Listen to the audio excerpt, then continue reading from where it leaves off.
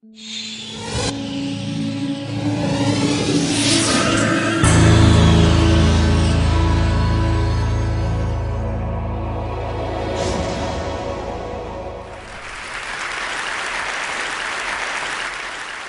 I'm going to show you again something about our diet.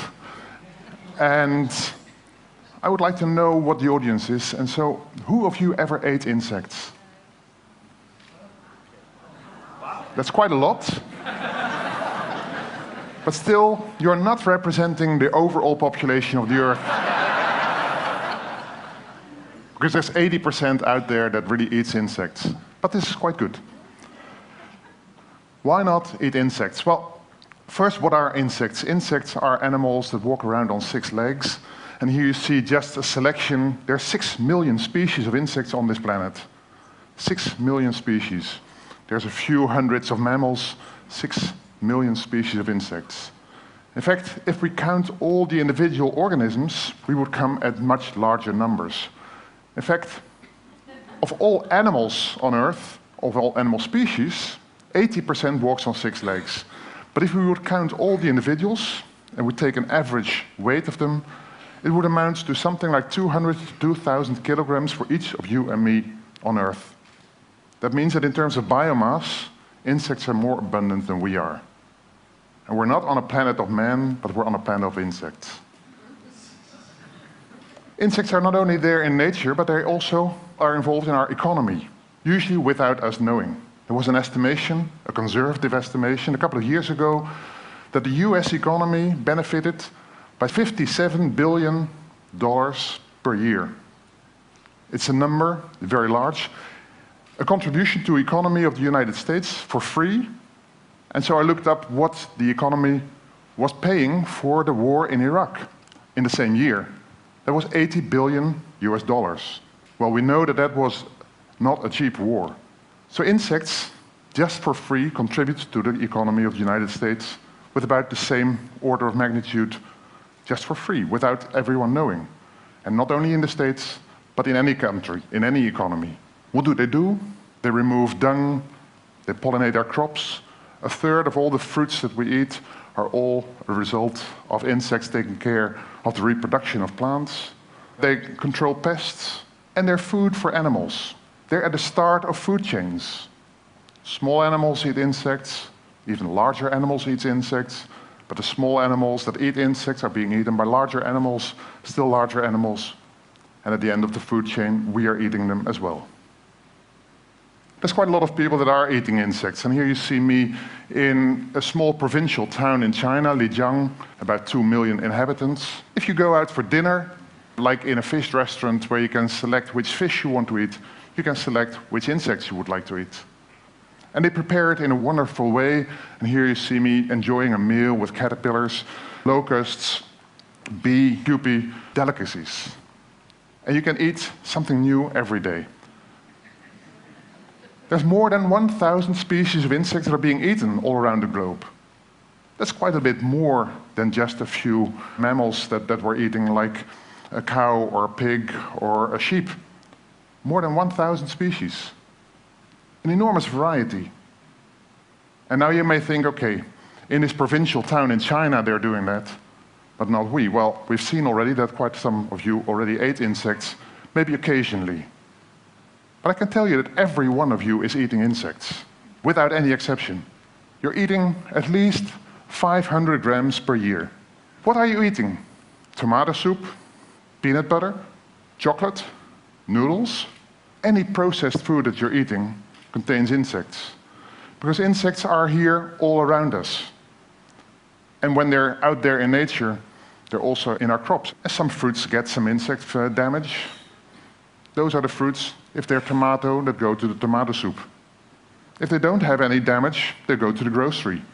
And that's your view of a tomato. But there's tomatoes that end up in the soup. And as long as they meet the requirements of the food agency, there can be all kinds of things in there, no problem. In fact, why would we put these balls in the soup? There's meat in there anyway.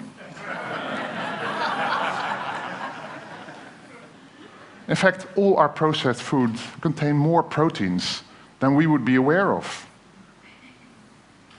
So anything is a good protein source already. Now you may say, okay, so we're eating 500 grams just by accident. We're even doing this on purpose in a lot of food items that we have. I have only 2 items here on the slide. Pink cookies or surimi sticks, or if you like, Campari. A lot of our food products that are of a red color are dyed with a natural dye. The surimi sticks is crab meat, or is being sold as crab meat. It's white fish that's being dyed with cochineal. And cochineal is a product of an insect that lives off these cacti. It's being produced in large amounts, 150 to 180 metric tons per year. In the Canary Islands, in Peru, and it's big business. 1 gram of cochineal costs about 30 euros. 1 gram of gold is 30 euros. So it's a very precious thing that we're using to dye our foods. Now, the situation in the world is going to change. For you and me, for everyone on this earth.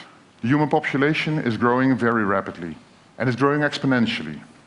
Where at the moment we have something between 6 and 7 billion people, it will grow to about 9 billion in 2050. That means that we have a lot more mouths to feed. And this is something that worries more and more people. There was an FAO conference last October that was completely devoted to this. How are we going to feed this world? And if you look at the figures up there, it says that we have 1/3 more mouths to feed, but we need agricultural production increase of 70%. And that's especially because this world population is increasing, and it's increasing not only in numbers, but we're also getting wealthier. And anyone that gets wealthier starts to eat more, and also starts to eat more meat. And meat, in fact, is something that costs a lot of our agricultural production. Our diet consists for some part of animal proteins. And at the moment, most of us here get it from livestock, from fish, from game. And we're eating quite a lot of it. In the developed world, it's on average 80 kilograms per person per year, which goes up to 120 in the United States, and a bit lower in some other countries, but on average 80 kilograms per person per year. In the developing world, it's much lower. It's 25 kilograms per person per year. But it's increasing enormously. In China, in the last 20 years, it increased from 20 to 50. And it's still increasing. So if 1/3 of the world population is going to increase its meat consumption from 25 to 80 on average, and 1/3 of the world population is living in China and in India, we're having an enormous demand on meat. And of course, we are not there to say, well, that's only for us, it's not for them. They have the same share that we have.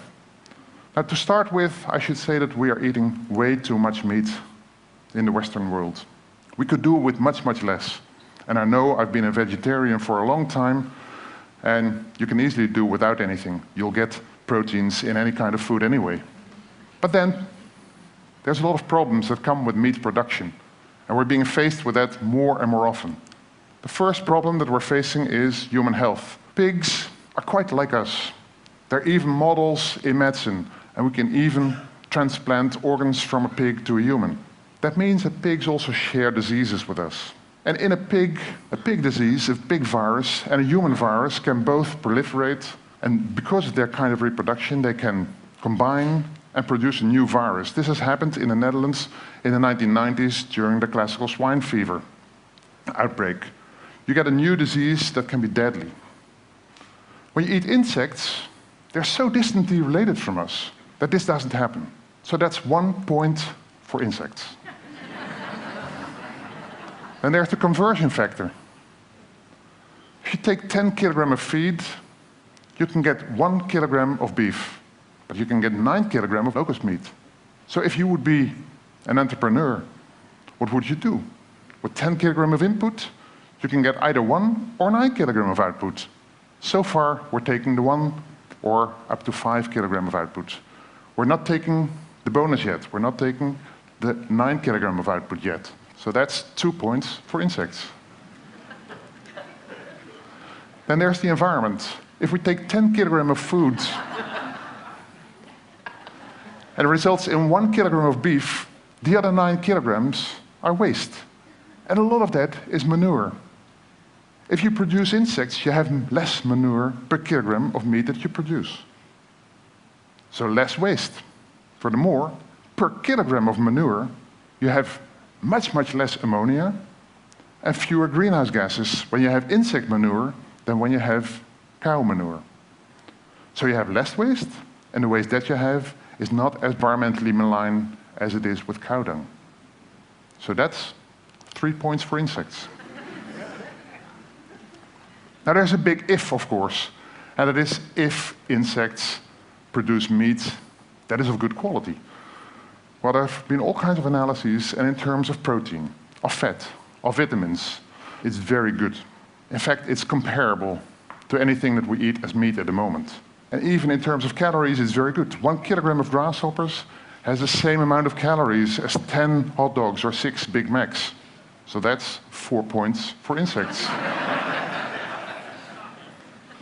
I can go on. I could make many more points for insects, but time doesn't allow this. So the question is, why not eat insects? I gave you at least 4 arguments in favor. We'll have to. Even if you don't like it, you'll have to get used to this. Because at the moment, 70% of all our agricultural land is being used to produce livestock. That's not only the land where the livestock is walking and feeding, but it's also other areas where the feed is being produced and being transported. We can increase it a bit at the expense of rainforests. But there's a limitation very soon. And if you remember that we need to increase agricultural production by 70%, we're not going to make it that way. We could much better change from meat, from beef, to insects. And then 80% of the world already eats insects. So we're just a minority in a country like the UK, the USA, the Netherlands, anywhere. On the left-hand side, you see a market in Laos where they have abundantly present all kinds of insects that you can choose for dinner for the night. On the right-hand side, you see a grasshopper. And so people there are eating them, not because they're hungry, but because they think it's a delicacy. It's just very good food. You can vary enormously, and it has many benefits. In fact, we have delicacy that's very much like this grasshopper. Shrimps, a delicacy, being sold at a high price. Who wouldn't like to eat a shrimp? There are a few people that don't like shrimp, but shrimp or crabs or crayfish, it's very closely related. There are delicacies. In fact, a locust is a shrimp of the land. And it would make very good into our diet. So why are we not eating insects yet? Well, that's just a matter of mindset. We're not used to it. And we see insects as these organisms that are very different from us. That's why we're changing the perception of insects. And I'm working very hard with my colleague Arnold van Huis in telling people what insects are, what magnificent things they are, what magnificent jobs they do in nature. And in fact, that without insects, we would not be here in this room. Because if the insects die out, we will soon die out as well. If we die out, the insects will continue very happily. So we have to get used to the idea of eating insects. And some might think, well, they're not yet available. Well, they are. There's entrepreneurs in the Netherlands that produce them. And one of them is here in the audience, Marjan Peters, who's on the picture. I predict that later this year, you get them in the supermarkets. Not visible, but as animal protein in the food. And maybe by 2020, you'll buy them just knowing that this is an insect that you're going to eat. And they're being made in the most wonderful ways. A Dutch chocolate maker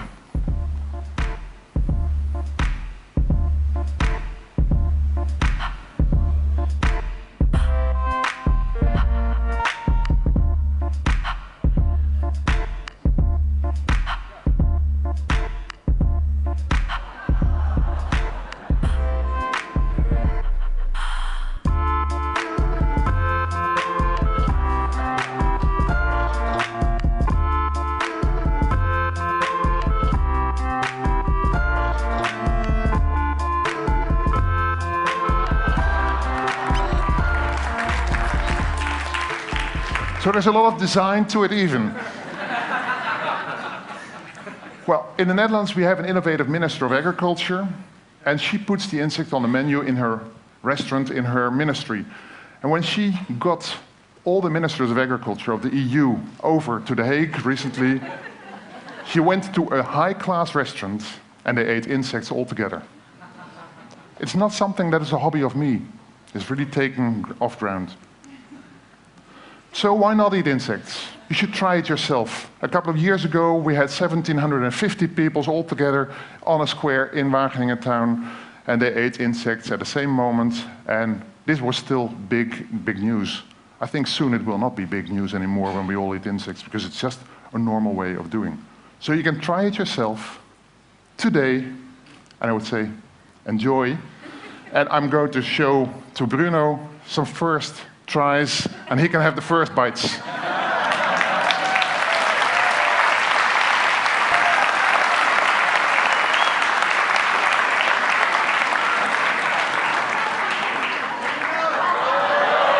Look at them first. Look at them first. It's all protein.